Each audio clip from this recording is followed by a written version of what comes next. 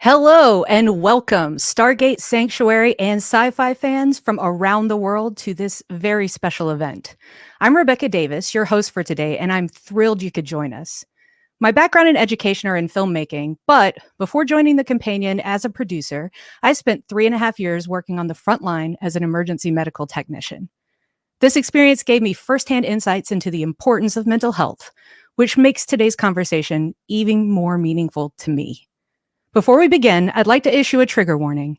Today's event is going to cover topics relating to mental health, and while we won't delve into graphic details, we will be discussing struggles people may have experienced.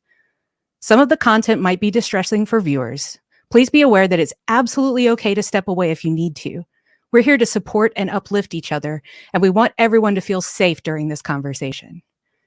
Our discussion today is about mental health and the role fandom communities, specifically our beloved Stargate, Sanctuary, Sci-Fi, and Amanda Tapping fandom communities, can play in supporting each other. This topic is more important than ever given the challenges we've all faced during the COVID-19 pandemic. However, it's crucial to understand that while we're here to foster understanding and support, this conversation is not a replacement for professional therapy or counseling. If you're struggling and in need of help, please go to www.thecompanion.app/mental health for resources to access professional mental health services. Remember, there's no shame in reaching out and asking for help when you need it. With that vital information shared, I am beyond excited to introduce our esteemed guest. She is an exceptional actor and director, a cherished member of the Stargate family, and a figure who has deeply resonated with fans. Her portrayals of characters like Samantha Carter and Helen Magnus have been a source of inspiration for many, and she continues to inspire us off-screen as well. Ladies and gentlemen, please join me in welcoming the one and only Amanda Tapping. Hi, Amanda. You might want to unmute yourself. Hi, everybody. Hi. No, I'm not muted. Thank you so much, everyone, for being here. Thank you. I think I've been excited about this conversation for a really long time. And I've got my Kleenex. I'm fully prepared to have a good cry. I just want to say, and qualify up front, I'm not a doctor. I'm not a therapist. I'm not a psychiatrist. I am simply a person who I think has a lot of empathy and who has certainly her own experience with mental health issues. And as my daughter says, maybe feels things a little too deeply. And so I'm just hyper aware of how our world has been coping, especially in the last few years. And I just think it's an important conversation to have. But I would love to start with something that I used to do with Olivia and myself when I would get super anxious or felt like I was going down a slippery slope and couldn't cope. And it's a simple box breathing exercise that just helps to ground me. And I think it might be really nice if we all did it together. So here's how it goes. Plant your feet firmly on the ground. You can place your hands on your stomach. And it's very simple. It's simply about connecting to your breath and to yourself. You breathe in. When I did it with Olivia, we breathed in for the count of 4, hold for 4, release for 4, and hold again for 4, and then repeat. So let's breathe in, 2, 3, 4, hold, 2, 3, 4, breathe out, 2, 3, 4, and hold, 2, 3, 4. And we'll do it one more time. Breathe in, 2, 3, 4, hold, 2, 3, 4, out, 2, 3, 4, and hold, 2, 3, 4. And I'm smiling because I can picture Olivia's little face going, 2, 3, 4. Anyway, just to get us grounded and present. And again, I'm just really, really, really grateful that you're all here. I'm not sure where this conversation is going to go, and I'm not even sure what's going to happen after this event. My hope is that it's a success and people feel really good about it, and that maybe we do a check-in, 4 times a year or something. Maybe it's something that we continue. Maybe the conversation is opened and we continue it further. Maybe we dive a little deeper, but I think this is a great starting point. And I'm also going to say this. This is an analogy that was given to me, and it makes a lot of sense. We all carry bags of rocks on our back. And it gets more as we get older, as we have more experience, more burdens are placed on that bag. And I think it's really, really important. And it's something I'm only recently learning to do, is to put that bag of rocks down, take a breath, and just be a person without that burden.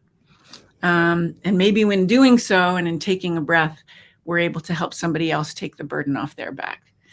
We're always going to carry that burden, every single one of us. There is no such thing as a fully functioning adult. I don't believe it to exist. We all have our burdens, but I think it's really important to take a moment and put it down and just see what it feels like to not carry it around for a minute. And it will help us help other people. There's a reason I was saying this to Rebecca before, that they say on the planes, put the oxygen mask on yourself first, otherwise you won't be able to help anyone. I was the last person to put the oxygen mask on in my life. I was always, until I was so depleted that I couldn't function. So that's my little analogy. Oxygen mask, burden down. Okay. I love it.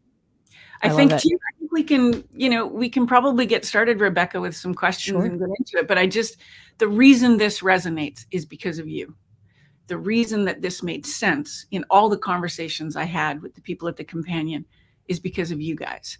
Because I have seen how connected and concerned and open and inclusive and aware that this fandom is. And it has always blown me away on how people will see somebody in trouble and gather around and lift them up. And I think we're getting better and better at it. But I saw it firsthand with Stargate fandom. I saw it at all the Gabbett events, certainly with Sanctuary fandom, where people just gave a shit about each other. And that's what we need to do. So that's why this, again, makes sense. Absolutely. Okay. Anyway, I love it.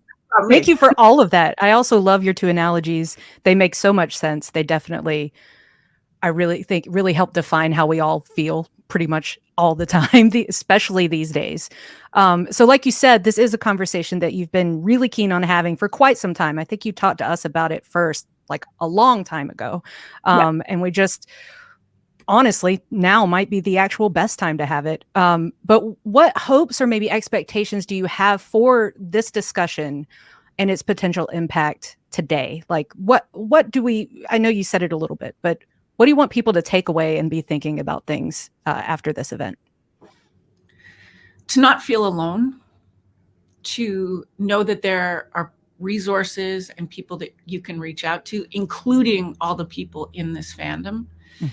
To know that it's perfectly normal to struggle, and it's perfectly normal to question how to get through things. But the most important thing is to reach out. And so I hope that this, I know our fandom is so connected. I know I can see in the comments, hey, good to see you. Hey, I haven't seen you in a while, how connected people are. And that's what I hope we take away, that you're not alone. That's perfect. You said to me when we talked about having this event, the one thing that I told so many people that you said it was, because my question is about noticing the rise of mental health struggles since the beginning of COVID. And my favorite thing you said was, I see it even in how people drive, like how they drive these days. And I'm like, it's so true. So can talk about that, like how you've noticed all of this rise in mental health struggles for everybody recently. People are angrier.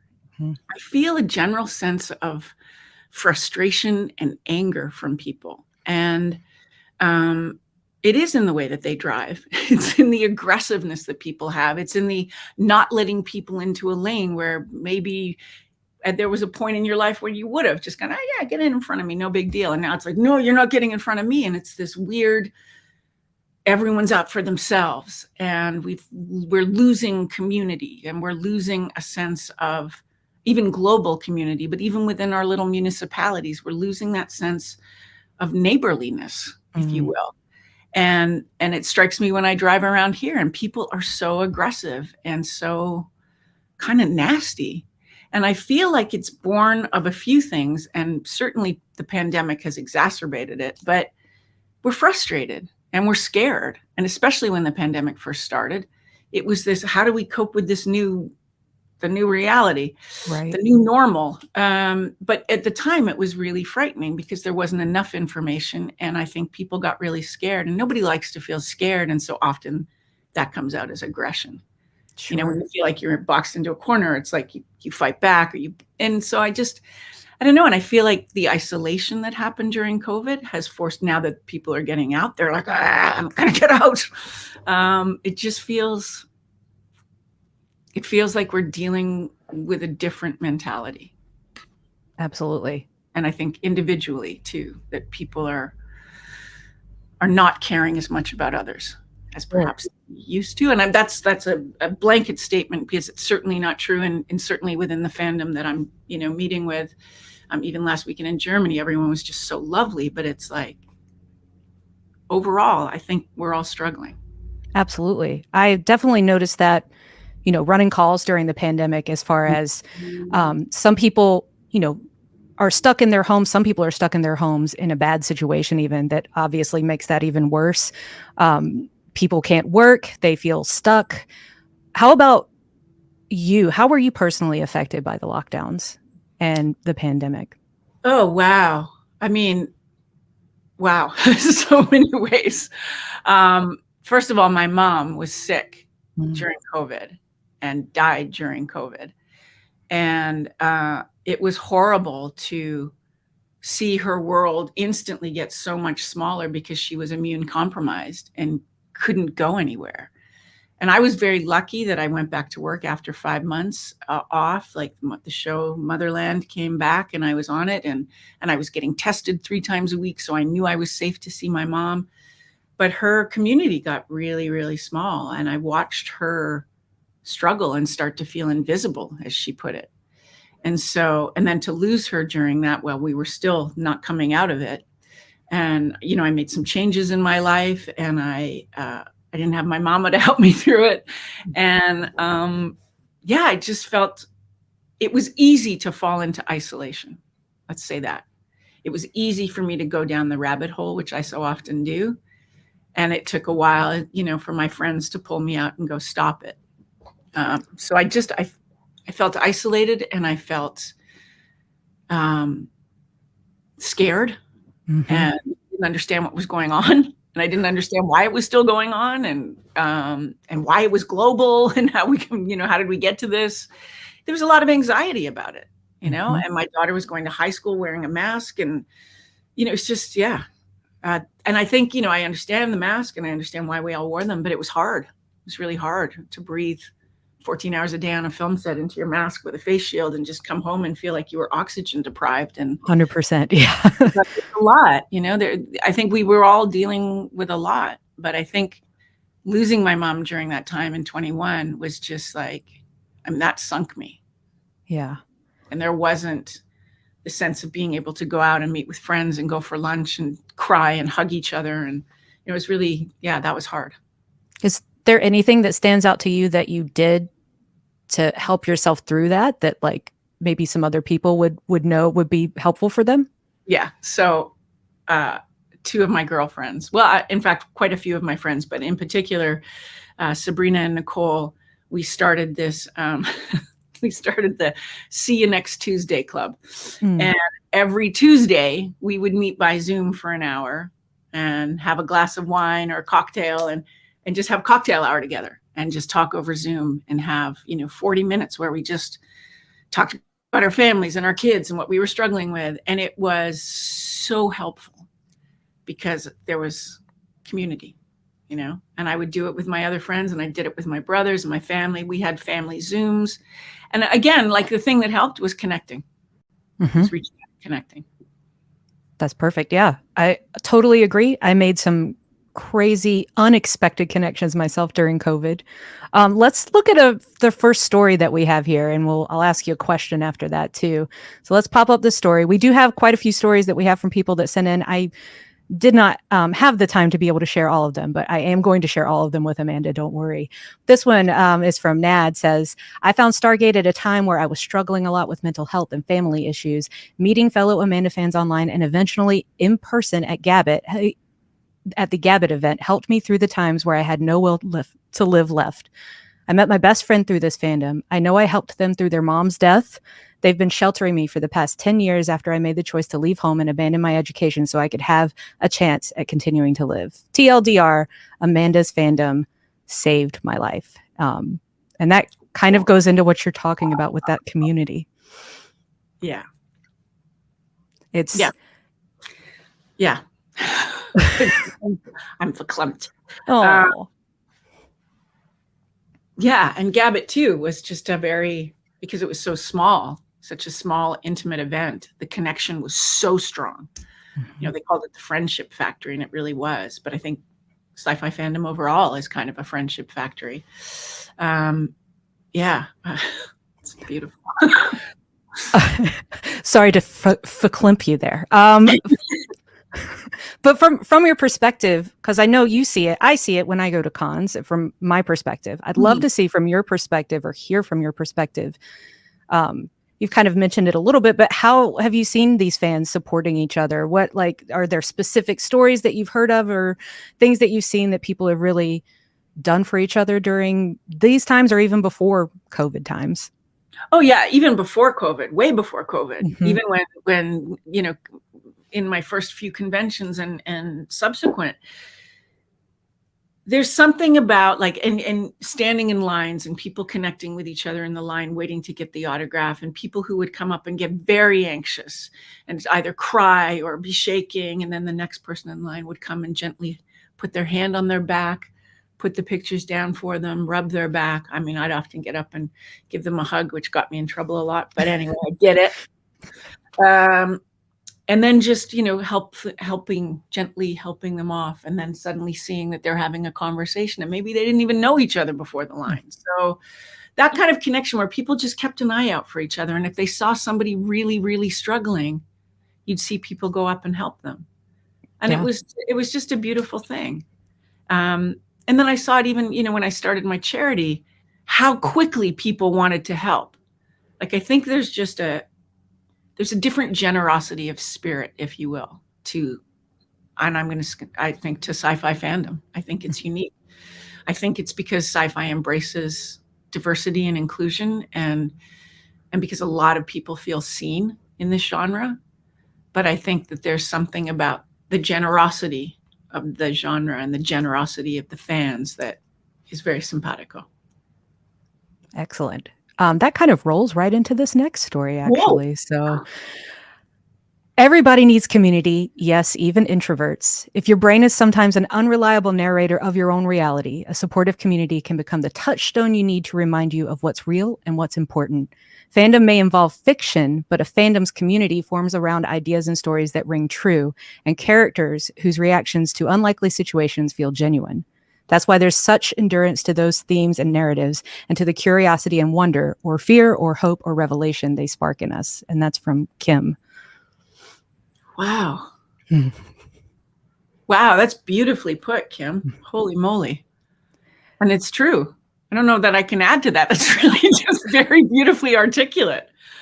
Well, you mentioned sci-fi, and you mentioned why for sci-fi, as far as, there is an element of diversity and inclusion and the looking towards the future, I think, that we all have in sci-fi. The interesting thing is I was researching for this event, I saw a lot of articles that actually suggested that sci-fi and the escapist quality of it can be detrimental to mental health. And I found that very surprising. But they talked about that you lose touch or it's too much of an escapism. But I was surprised because I've personally always used sci-fi to put me into better touch with the actual world around me.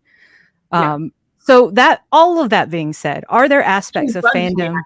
That bothers me. It bothers me too when I found it, because I expected when I was doing this research, I was expecting to find all of these positive things about sci-fi, and I found that one. So are there aspects of fandom communities, this or sci-fi specifically, other than diversity inclusion? Why does it bother us that people are saying this was sci-fi? What is it? Well, sci-fi has often been much maligned, right? It's like that geeky genre where all the weirdos who live in their mother's basement, that whole old, I mean, I just remember when I first got onto a sci-fi show, people were like, oh, sci-fi. I'm like, yeah, just wait. Just wait. So it has been often maligned, and it has been the geeky genre, and it has been, and even fans have, there was a period of time there where nobody wanted to talk about the fact that they loved sci-fi shows. I think the beauty of they escape, and I don't think you can escape too far. I think escape is important. I think even within my life, there's shows that I watch that I need to just escape to, and that I'll rewatch just because I need, if I'm feeling anxious, I'll just go, I'll watch that episode of Downton Abbey. That'll calm me down. You know what I mean? But there's, we need that escape. And then through that escape, what has also happened, and with the advent of that intrawebby thing that people use, there's been connections. People are allowed to connect, like people are able to connect from around the world. And suddenly it's this global connection, this global map of interconnecting lines that I don't think, I don't want to say mainstream media because I don't even know what that is anymore, but I think a lot of people in the media don't necessarily understand that. People who aren't in sci-fi media don't understand how global that connection is, how a kid in Israel can meet a kid in Sacramento and they can have conversations online and then meet up 3 years later. You know what I mean? Like, it's crazy, but it happens all the time. That's the beauty of it. Do you think that is truly totally, because I do, a very unique thing, a unique support systems for sci-fi fans? I think I see that, like you're saying, way more in sci-fi than anywhere else. Which just kind of like we've built up the way we talk about our favorite things in a way with conventions and everything that just makes that more impactful maybe than other genres or other sources. I mean, because I'm not involved in other genres, I don't necessarily know what the fandom is like. I do know the difference between fandoms from show to show. And I do believe that the Stargate fandom are just really nice people. And I've met fandoms from other shows that are maybe not as generous or nice, but, and certainly the Sanctuary fans were so generous and nice. But I feel, I don't know for other, what other fandoms are like in other genres.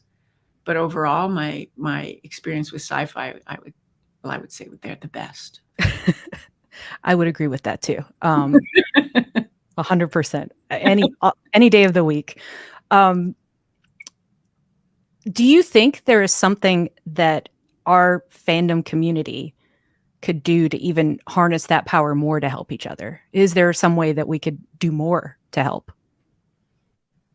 Yeah, I mean, it almost feels like this might be a good starting point, but maybe there's just, when you're online and you see certain comments that someone's struggling. I mean, I even saw it when we announced this. There was a couple of negative comments, and instead of everyone jumping on the people for having negative comments, people were like, are you okay? Do you need to talk? What's going on? And I thought that was really beautiful.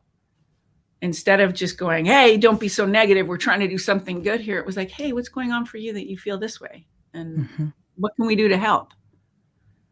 So that kind of, I think if you see people struggling, it's not that hard to just reach out with a comment and say, we're here. What do you need? Absolutely. Yeah.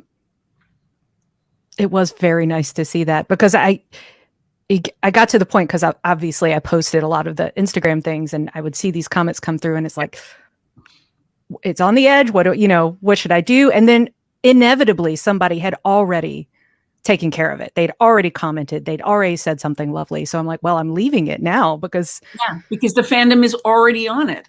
It's amazing. Without even having to prompt anybody. They just do it. So let's read another story. Yes, please. This one's a long one. I was 11 when Stargate. Actually, just before I start this, I did have to cut this one to an excerpt. So, it's all lovely though. I was 11 when Stargate SG-1 aired its first season. I had just lost my father in a car accident. My mom kicked me out and sent me to live with my grandmother, all in the span of 6 months. I was in a very deep depression. I remember identifying with each of the characters on some level. O'Neill for finding a reason to go on after a loss that destroys your whole world. Carter for being a strong woman I wanted to grow up to be. Daniel for teaching me to always try to find the light in the world despite the world constantly dealing you seemingly insurmountable emotional blows. Teal'c for being forced from everyone and thing he knew into an unfamiliar environment. I watched them grow as people as I grew myself. The characters made me laugh when I saw no reason to. The show taught me to fight the good fight no matter the odds. And that's from Susan T.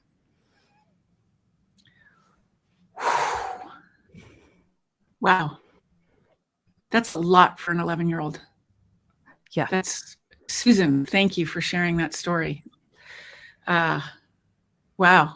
I mean, I've heard stories like this, perhaps not with such an emotionally devastating start to them, but it's heartening to know that the show does that. It's heartening to hear about people watching with their grandmas or their dads or their, with their family members. It's, those are my favorite stories when people say what the characters meant to them and how the connection made them feel stronger. And it's super humbling because it's the show. We had so much fun making it. Yeah. Wow. Susan. The number of stories that had very similar things to say as far as these characters saved my life, basically. It's just incredible to have read all of them. I mean, some of them even say, Amanda saved my life. I know you said it's humbling, but how does that feel? People are saying that you actually, something that you weren't even thinking about, like on Stargate, basically, saved their life somehow. It's pretty crazy. It's pretty, I can say that probably after season 1, maybe partway through season 2, when we were filming and we started to get fan mail. And I got a lot of fan mail, especially from young women, and telling those kind of stories, or telling stories, about who they watch the show with and what connection it's helped them make with certain family members, or, a million different things, but all of them saying basically that Sam Carter or me or, whatever character they were connecting to. And I felt this huge sense of responsibility. And suddenly it was like, okay, Carter really is a big role model for women. I can't let them screw this up. And so I would fight certain things, go up into the office reading a script going, this isn't quite, and I was the least confrontational person. But there were moments where I would just go, we can't go down this road with her, because then it suddenly takes away all of this that we've built. And so there was a big responsibility, and there was a big responsibility knowing the kind of eyeballs now that we were able to connect with them through fan letters, knowing the kind of people that were watching the show. It does change how you look at your work every day. Mm-hmm. We were fortunate to be on a show that was so much fun, but there's a sense of responsibility, and it did change. I've loved Stargate since it was first on TV and have seen all spinoffs related to it. After 2020 hit, my anxiety skyrocketed and my depression felt all-consuming. I didn't know what to do. I knew going to the gym more consistently would help, but it's always been a struggle for me to get to the gym as often as I'd like. I started giving myself little treats to help me want to go. I started watching Stargate as I was on the elliptical, and it became my gym show. If I ever just don't feel like going, I tell myself, Jackie, you'll feel great moving and you get to watch your favorite show. Thank you, Stargate. Jax. Oh, I love that. Kind of a different way that the show helps people through things. Yeah. Wow. Maybe I should find a gym that has a TV. Wait, just bring an iPad or something. Exactly. Exactly. That's very cool. And it's sort of like, it's interesting with the gym too, because I feel better when I go to the gym as well. I just know that it just makes me feel stronger And and I stopped going because of COVID. And then it's taken a really long time almost to work up the courage to go back. It's so weird. And yet I know how much better I feel when I go to the gym. And I know how much I need it. Physically, I need it. Emotionally, I need it. So it's really, yeah, that's very funny that Jack said that, because it's very true. And certainly during COVID and with everything that went on, I mean, I ate every single feeling I had. It just, I think I gained like 30 pounds maybe. And that's like not good for me. I'm not good when I'm not like fighting fit. And, but I saw it all around me. I saw everyone we ate our feelings. We ate our anxiety. We baked a lot of bread. All the carbs. I need the carbs. Like the right thing at the time. Let's learn how to make baguettes, Olivia. So yeah, I do encourage. I mean, I it sounds so trite, and I don't want it to, but physical activity is key. Getting outside. I mean, even if you're not physically capable of going for a run on a treadmill, get outside. I started my day today in the woods, which is my happy place, with Martin Wood, in the woods with Wood. With our dogs. Just went for a big hike early this morning just to clear myself and get ready for this. And I wouldn't have been in the same place if I hadn't have done that. So, were you able to walk in the woods during COVID at least? Yes. Away from everybody? Yeah. And I have a dog, so that was super important that Riley get out every day. So that was a huge help. But even running into people on our hikes was like, people were so scared, and it was just like, oh. Yep. Definitely had those moments, the hike moments during COVID. Somebody's coming, let me get my mask back on, sort of thing. Every time you would pass somebody on a trail. So you baked bread during COVID. Yeah, we baked, we learned to cook. I got better at sewing, like all sorts of little things to keep me busy, because I'm not somebody who's good at stopping and relaxing. It's not in my wheelhouse, although I'm trying to get better at it. And I'm trying to take time, as I think we all have busy lives, and we all just, it's hard to sort of slam into a wall and stop, so got to do something. Yeah. Gotta do something. Yeah.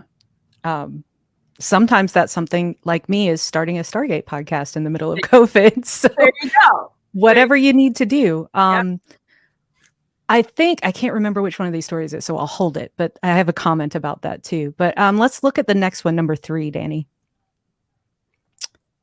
All right. I found Stargate in my 30s, and it gave me an alternative world to live in at a time when I needed escape. The humor gave me laughs when there was nothing to laugh about in my life.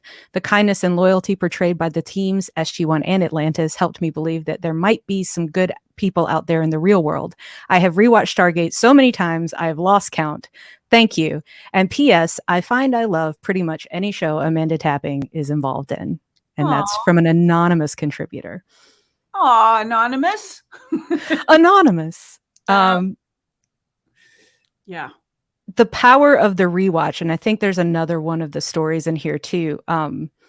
As somebody who has dealt with anxiety, I've read recently that when you have a favorite comfort show and you watch it over and over again, it's super soothing because you know what's going to happen. Have you heard of that too? I have absolutely heard of that, and I live it. I hope I'm not telling tales out of school, but Olivia suffers from anxiety. And our big thing of all the shows was Downton Abbey. And it would be like, let's just go home and watch Downton. Let's just go home and watch Downton. And we watched the entire series probably 6 or 7 times, because that was comfort. And I was great with it. She would curl up in my arms and we'd watch, and we'd know exactly what was going to happen. And if it was an episode we didn't want, we'd fast forward through it. But there's a level of comfort in knowing what's coming. And especially at a time when things were so uncertain, that familiarity is like it's like a security blanket. So I absolutely get that. Yep. Same. That's why that, and the connections I made with these people that I actually didn't meet in person for a year or so, my two co-fries. They're in the comments right now. The the fact that we could all just get together and watch the show and then talk about it with each other, and that was just so relaxing and calming, was just a wonderful thing in the middle of everything. All right, let's look at number 5. Are we on 5? I think we're on 5. Oh, here it is. Again, same concept. I used to watch Stargate SG-1 entire series almost every year, as I always found comfort in the show and many other sci-fi. Until recently, I was diagnosed with adult ADHD along with anxiety when everything made sense, because shows like SG-1 just felt like an escape while feeling home in my little world. And I like this, according to psychologist Pamela Rutledge, rewatching a movie or show you enjoy can be a simple way of controlling your emotions when your entire world feels out of control. It can become therapeutic, especially if you're feeling anxious. Watching the same piece multiple times reaffirms that there's order in the world and that it can create a sense of safety and comfort on a primal level. And that's from Rubes. Wow. Yeah. Thanks, Rubes, because that's absolutely true. And I think too, there's no shame in it. Like, that's, oh, you're watching that again? No, there's no shame in it. It's whatever you need to put the blanket on yourself and feel safe, even if it's just safe for an hour, even if it's just to calm your breathing for an hour, do it. Like, absolutely. I'm going to cry, but even last night, because I was so anxious about this, and screwing it up and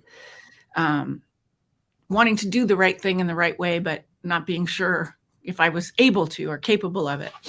And my beautiful girl, Olivia, made me dinner, and I sat, again, I don't know why Downton became the thing, but it lives in my thing. I sat and I watched a Downton Abbey and went, oh, okay. And and it calmed me down. And it made me feel a little bit safe.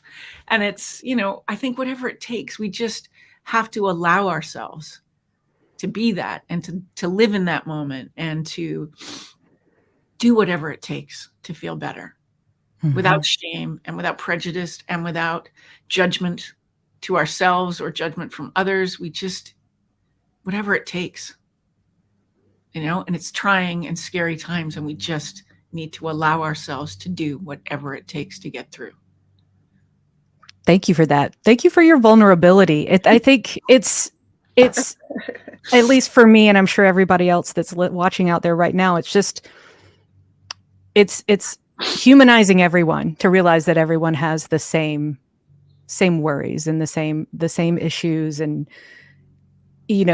we talk about sci-fi fandom, but literally everybody has these same issues. There was a comment that somebody made throughout all these conversations that I've heard, talking about how they were concerned that they were the only, they got weird with the idea of always having to appear okay, like, I'm fine. And they worried about it because everyone else was always saying seemingly fine on the outside. But I think it's really good to know that most people are feeling the exact same way. Yeah. Yeah. And it's a real duality, Rebecca, with appearing fine, as we navigate our day through our world. I will often, especially when I'm going into work and it's a stressful day and I'm on a set and there's 100+ people looking at me, I will put on the happy face. I will act super confident and happy, because I know that that's what people need. And they need to know that the leaders, got it, and it's all going to be okay. And I find the more positive energy that I put out, the more positive energy I get back. But equally important, when it's safe, it's so important to let that drop and be able to, turn to your friends or your family or whomever and just let it go. Well, I am not okay today. I'm not okay. I'm really struggling with the fact that I can't, phone my mom.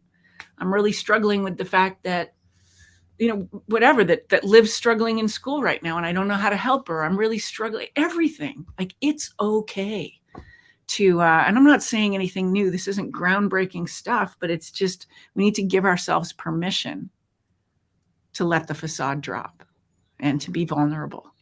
And it's really interesting. And I think again, taking us back to fandom, when people see that, when people see other people's vulnerabilities, they're so generous with their love and their heart and their kindness and their support. And I think the more people let that facade drop and say, hey, I need help, surprisingly how many people will jump on board to help. Mm-hmm. Because it's easy to believe in the thick of a moment when everything's falling apart and you can't put your feet on the floor in the morning and get out of bed, that A, you're not alone, and that B, it will pass. It will pass. Everything never stays in that darkness forever, even though it feels like it's going to. It will pass, but you've got to open up and let people know that you're not okay. And Absolutely. I was in Germany, and maybe I've already said it here, but my girlfriends, said to me, Amanda, you're a really shitty friend. And I was shocked because I'm a good friend. And I said, what are you talking about? And they said, you're a shitty friend because you don't share pain. You're always there for us. You're always asking how we're doing. You're always offering advice or support, and you never, ever share your pain. And we know you've got a lot of it right now. And I went, burst into tears and went, well, okay. Sit back, Carol. This is going to be a long one. The floodgates are open. They taught me a valuable lesson. And it was from a few different friends in different facets of my life who all said the same thing. Stop going down the rabbit hole, because it's so easy. It's so easy to just dive in there and sit in the dark and go, okay. And they forced me, and they taught me a huge lesson about friendship and about caring, because it's not just what you put out to your friends, it's what you're willing to share. And they want to help. People want to help. That's the other thing. People really want to know what's going on. They really do want to help. And so even though it feels overwhelming and it feels like you're going to, people are going to be sick of hearing about your troubles, no, they want to help. It makes people feel good to help. And I forgot that. I feel good when I help my friends, but I'd forgotten that, of course, they need that from me too. You've got to give that to them too. Yeah. I think as much as we love the internet and how it's allowed us to connect and how we're able to be here right now having this conversation with everybody, there are definitely downsides to the internet. And I think one of those is, when we're on social media as often as we are these days, it's that hyper version of I'm perfect, I'm fine. People share the vacation spot that's like the perfect vacation spot, and it's detrimental to a lot of people's mental health to be looking at that all the time.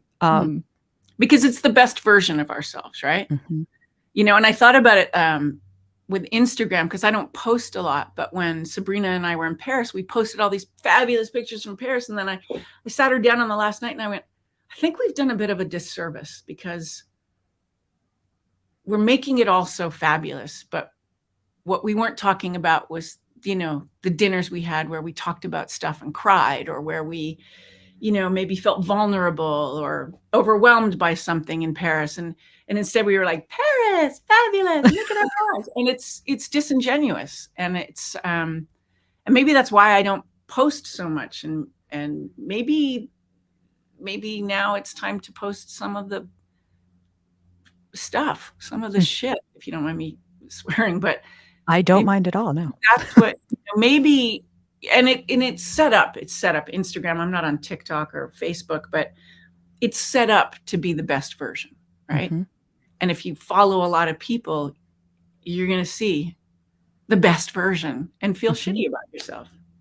Absolutely. I don't think it's a new concept, but I think it's just because of how global everything is, because it's the same thing, even in my personal and my family photo album, those are the best of times. Those are, it's the same concept. It's nothing new, but it's just this hyper concentrated version of it.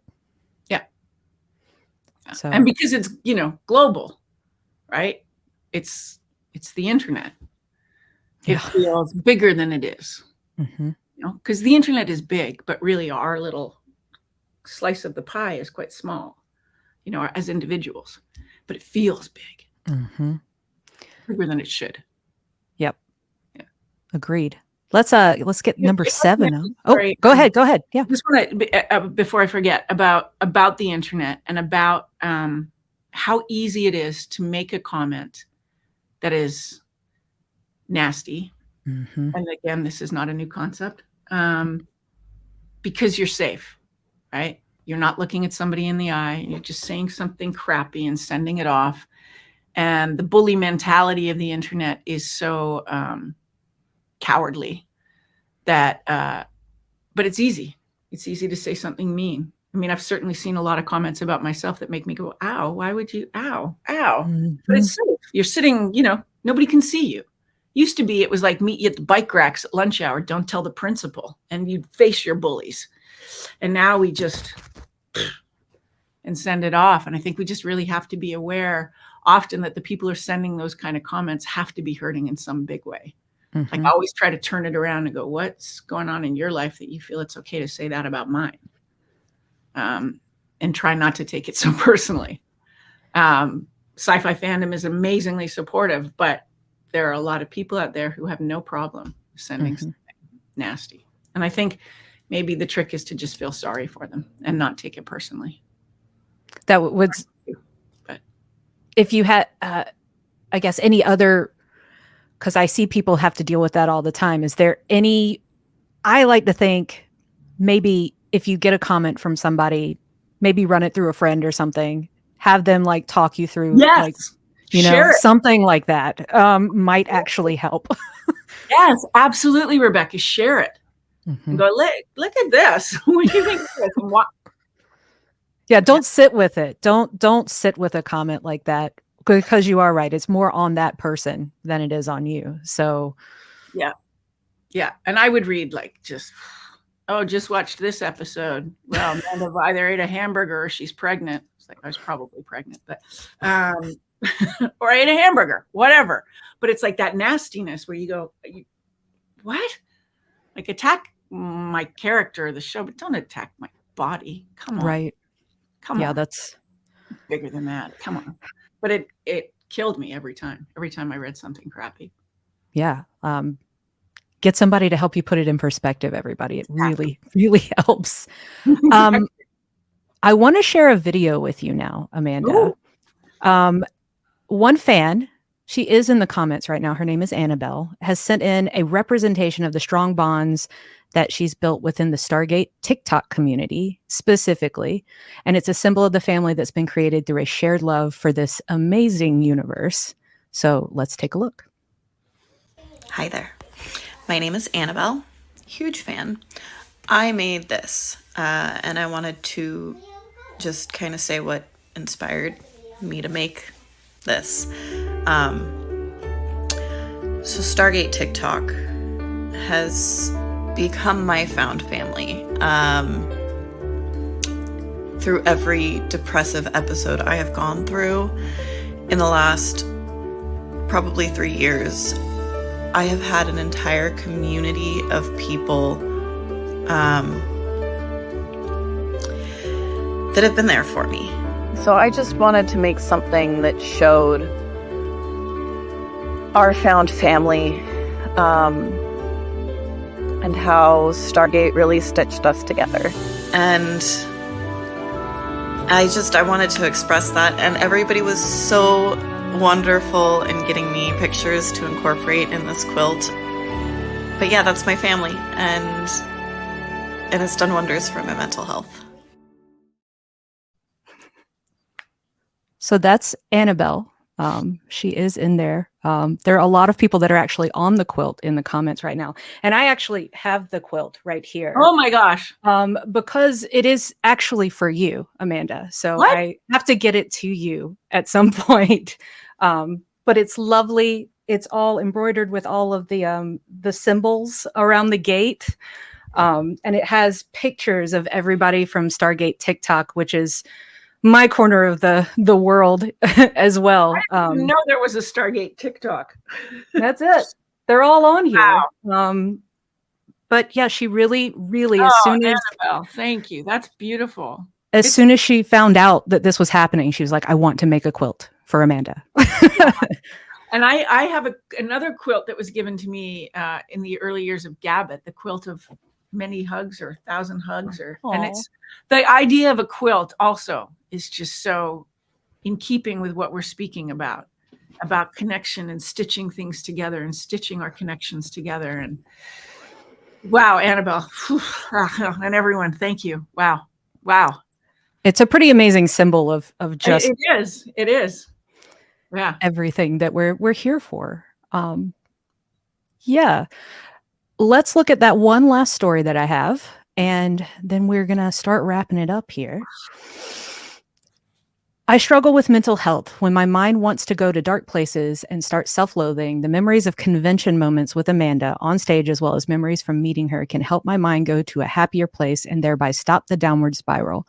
She spreads so much joy and kindness, and this might sound corny, but truly she has been at times been a light in the darkness. I'm so grateful for that. And that is from an anonymous person as well. Wow. The only thing I can say to that is that it works both ways. And that in my hours of darkness, the fandom has helped me see the light and feel okay. It's not that you're just helping each other. You certainly helped me. And I know a lot of other actors who go, oh, like people do care and people do like us and people. And for me, because I really, it's really important to me to connect to fans when I meet them. It's given me a whole other world of experience. But it goes both ways. It absolutely goes both ways. I've been lifted up out of fires more times than you guys could possibly know by your kindness and your generosity and your love. Oh, you hear that, everybody?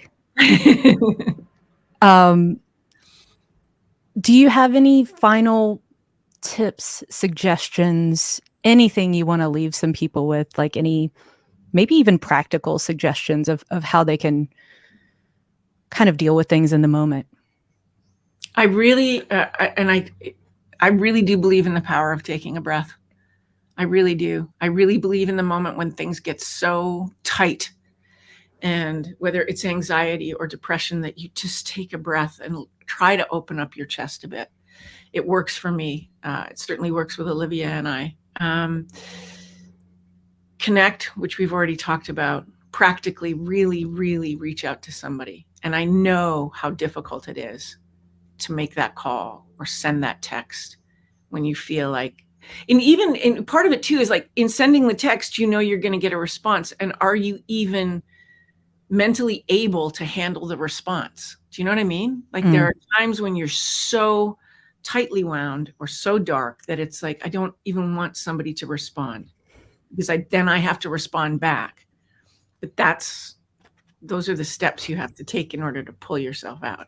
But I know I've done it where I've gone, oh, I want to text. No, I better not, because then they'll answer. And then I have to answer. And then, But the times where I've actually done it have been the most helpful. The times where I've actually bitten the bullet and sent the text saying, can you talk? Can you talk? You got me on that one, because I've been there actually even more recently than I want to admit. So I do have my people that I send those texts to, and they will get onto me if they can tell, and they usually can tell if I'm not okay.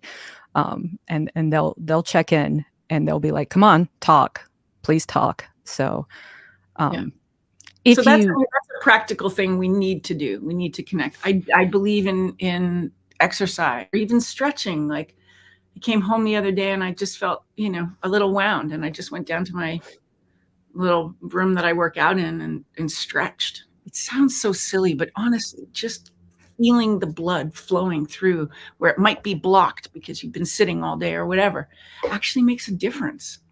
And it actually will change our brain chemistry for that moment. You know what I mean? Mm-hmm. And again, I'm no expert. I'm just somebody who has had these issues and who feels it and who wants to help people who are also feeling it. Absolutely. So in wrapping up today, Amanda, thank you so much for your thoughtful reflections, your personal experiences, valuable perspectives on mental health within the fandom community and beyond. It's been a absolute privilege to navigate this important conversation with you. And Thank I you. know our audience appreciates your openness and authenticity. Thank you, Rebecca. First of all, thank you. You've done an incredible job hosting this event and putting it all together. So kudos to you. Yay. Thank you so much. I think it's something that maybe we need to visit again, personally.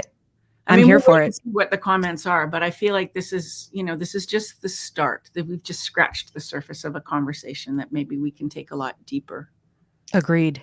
I am happy to talk more too as well. So hopefully everybody in the comments, if you don't have somebody to reach out to somebody here.